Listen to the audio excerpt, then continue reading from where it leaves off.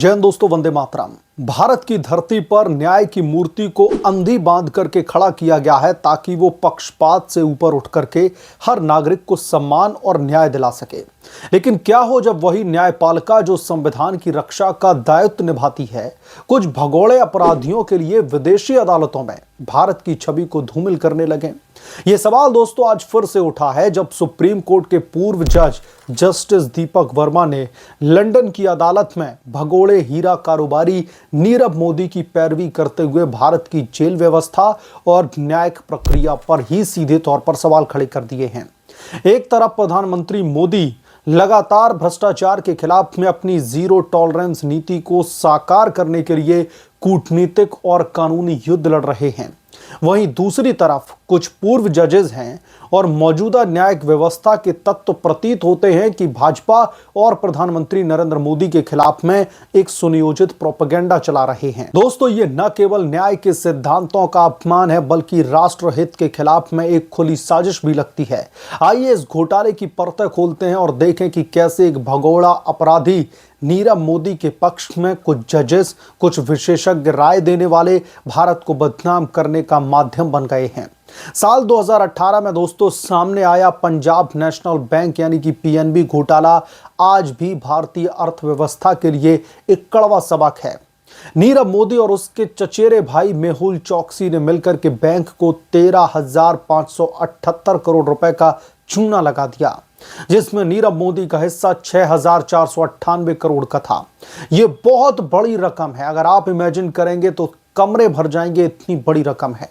यह धोखाधड़ी इतनी सुनियोजित थी कि अंतर्राष्ट्रीय स्तर पर भी फर्जी लेटर्स ऑफ अंडरटेकिंग यानी कि एलओयू के जरिए धनराशि को दरअसल साइफन किया गया। नीरव मोदी ने घोटाले का पर्दाफाश होते ही देश छोड़ दिया और लंदन भाग गया, जहां से वो लगातार प्रत्यर्पण से बचने की जद्दोजहद में लगा हुआ है। लेकिन मोदी सरकार ने हार नहीं मानी।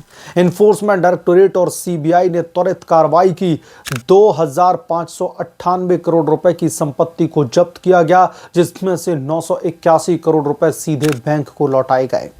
ब्रिटेन में भी 130 करोड़ रुपए की संपत्ति को जब्त करने की प्रक्रिया चल रही है।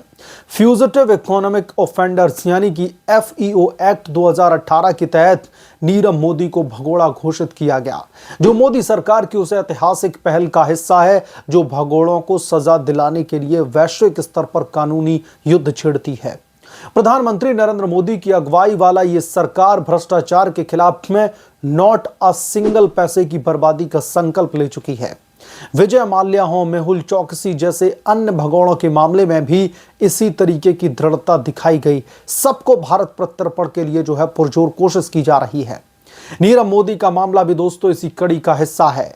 लंदन की वेस्टमिंस्टर मजिस्ट्रेट कोर्ट ने फरवरी 2021 में उसके प्रत्यर्पण का आदेश भी दे दिया था और भारत सरकार ने ब्रिटिश अधिकारियों को आश्वस्त किया था कि प्रत्यर्पण के बाद में नीरव मोदी को केवल मुकदमे का सामना करना पड़ेगा, ना कि किसी अन्य एजेंसी की मनमानी या फिर पूछताछ का। यह कूटनीतिक सफलता मोदी सरकार की विदेश नीति की मिसाल है, जहां वसुधैव कुटुंबकम के सिद्धांत के साथ साथ अपराधियों को सजा दिलाने का दृढ़ संकल्प भी झलकता है। लेकिन दोस्तों, इस सफर में एक नया रोड़ा अटका है। सुप्रीम कोर्ट के पूर्व जज जस्टिस दीपक वर्मा का विशेषज्ञ गवाही जस्टिस दीपक वर्मा, जो कि सुप्रीम कोर्ट में सेवा दे चुके हैं और राजस्थान हाई कोर्ट के चीफ जस्टिस भी रह चुके हैं, उन्होंने लंदन की अदालत में नीरव मोदी, माफी चाहूंगा, भगोड़े नीरव मोदी के पक्ष में रिपोर्ट पेश की है। आप लोग समझिए कि भारत के अपराधियों के लिए अब जज उन्हें डिफेंड करते हुए दिखाई दे रहे हैं। यह कितना बड़ा कुठाराघात है भारतीय लोकतंत्र पर। उसकी राय में दावा किया गया है कि भारत प्रत्यर्पित होने पर नीरव मोदी को न्याय नहीं मिलेगा। जेलों की खराब स्थिति, कई एजेंसियों की पूछताछ और निष्पक्ष सुनवाई की कमी जैसे कि मुद्दे उठाए गए हैं। ये वही जस्टिस वर्मा है दोस्तों जो पहले विजय माल्या के मामले में भी लंदन अदालत में एक्सपर्ट विटनेस के रूप में पेश हो चुके हैं। कितना मोटा पैसा खाया है इन्होंने। क्या यह संयोग है या फिर एक पैटर्न? हिंदुस्तान टाइम्स की रिपोर्ट के मुताबिक इस विशेषज्ञ सलाह के आधार पर नीरव मोदी की ओर से प्रत्यर्पण आदेश की वैलिडिटी को चुनौती देने वाली याचिका दायर की गई है, जिसकी सुनवाई 23 नवंबर को अब दरअसल होनी है। वेस्टमिंस्टर मजिस्ट्रेट कोर्ट ने अगस्त के महीने में दोस्तों इस याचिका को स्वीकार कर लिया, जो नीरव मोदी के प्रत्यर्पण की राह में एक बड़ा रोड़ा है। नीरव मोदी को जैसे ही भारत आने की उम्मीदें लगती हैं, इस तरीके के जजेस उसके फेवर में खड़े हो जाते हैं। लेकिन दोस्तों सवाल यह है कि क्या एक पूर्व जज का यह रुख न्यायिक गरिमा के अनुरूप है?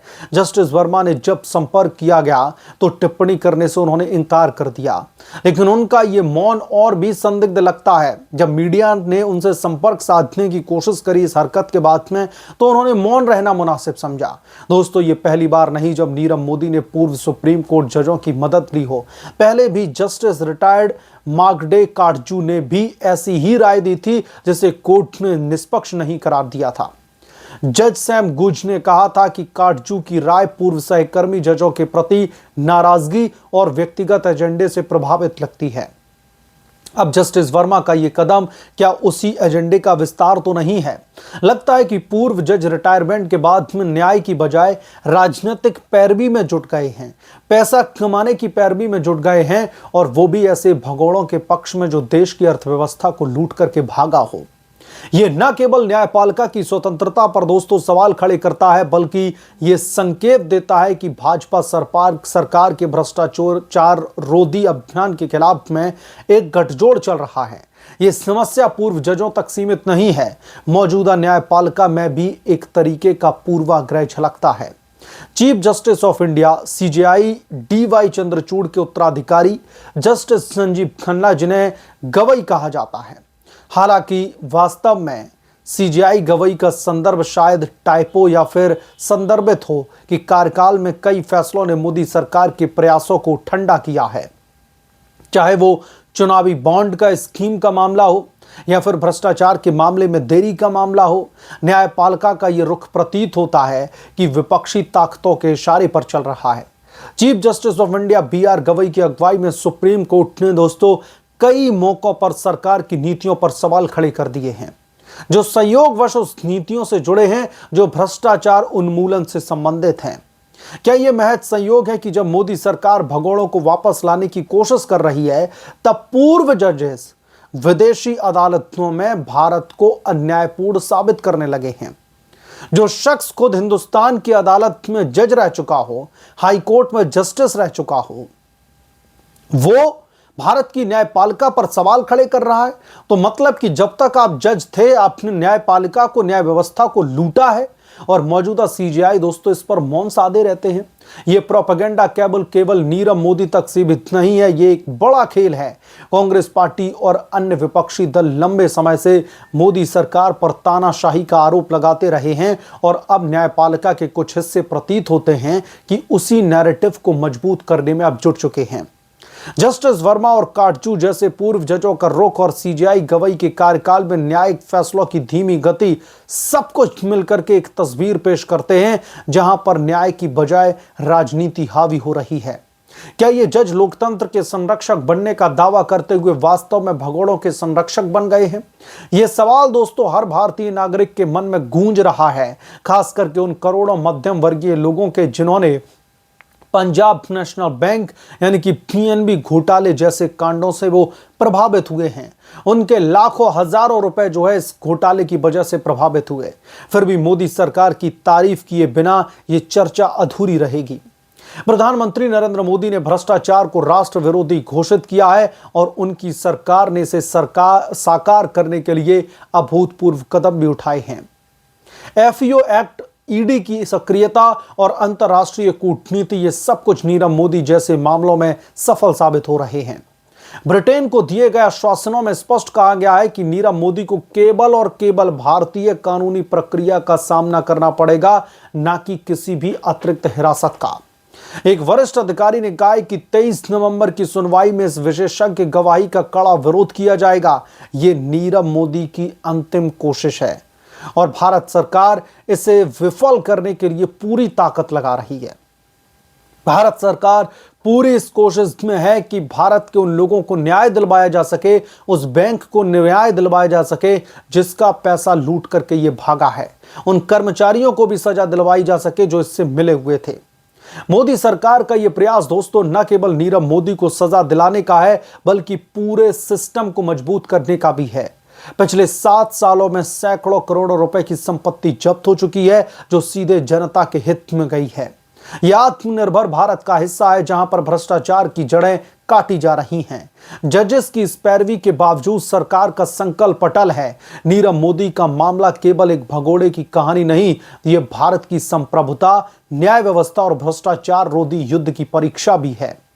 पूर्व जज दीपक वर्मा और मार्कंडेय काटजू जैसे नामों का यह रुख शर्मनाक है, और मौजूदा सीजेआई गवई के कार्यपालिका में न्यायपालिका की चुप्पी और भी ज्यादा चिंताजनक है। लेकिन दोस्तों, मोदी सरकार की दृढ़ता से यह यकीन कि सत्य की जीत होगी। 23 नवंबर का फैसला न केवल नीरव मोदी को भारत लाएगा, बल्कि यह संदेश भी देगा कि भारत का न्याय कभी भी विदेशी अदालतों में नहीं बिकेगा।